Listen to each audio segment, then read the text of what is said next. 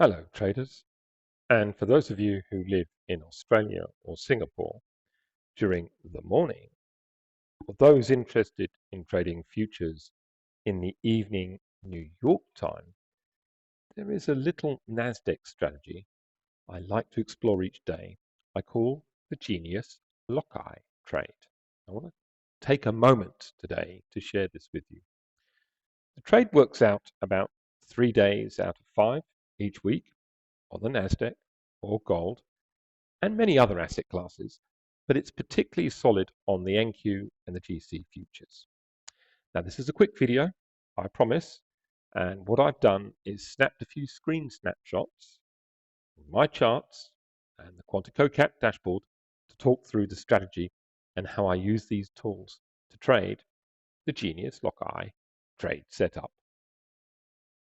When the US market has a big news day, something like an FOMC or a Trump speech that sends the markets into a regime shift dynamic, the next day in Asia can be extremely orderly and wonderful to trade. That's if you know what to look for, of course, and you're disciplined, prepared, and turn up on time. So yesterday, our news feed warned us of a Donald Trump speech, and wow, the markets didn't disappoint. But what happened after the official chop madness was a Nasdaq that rallied into the back of the US cash session close. Now, after this, there's a small fade that normally plays out as the future traders close out their books for the day. And this leaves Asia markets opening up high with a previous day close high target in place, tempting Southeast Asia and Australian players to re-auction what happened the day before. Now, you need to be patient.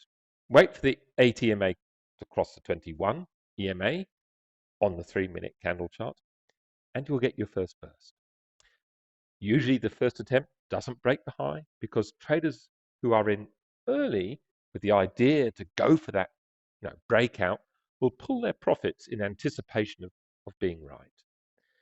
As you can see here, the teaser tops before the YH target had the price action fall right back towards our VWAP ledge, right back into our demand zone. Nonetheless, if you are patient, wait for the second 821 convergence and the breakout has a much better chance of playing out. There are 3 trades here. The first breakout, but don't chase it unless it's digging into the 21 exponential moving average. In this case, well, we had a teaser top, candle arrangement, and that's kind of a cycle finish when it comes to candle language. Then we have the trade we're really looking for here, the breakout, the second 821 EMA cross signal. And if you miss this first engaging, this first engulfing candle, which might I add isn't common, just load up, half in on this candle and join the ride all the way to the top, all the way to the YH target and beyond.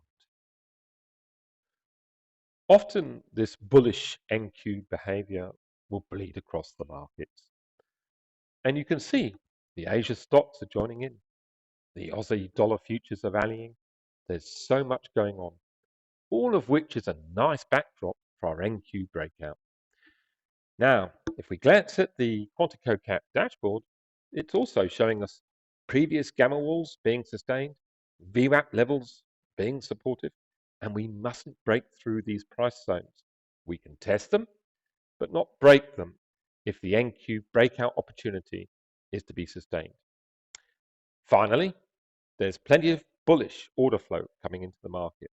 This is and will end up driving our breakout opportunity. The crowd has to come to the party, otherwise it's illiquid. So there you have it, our little Genius Lockeye trade. And next week, we'll look at some more amazing NQ strategies and how to play them.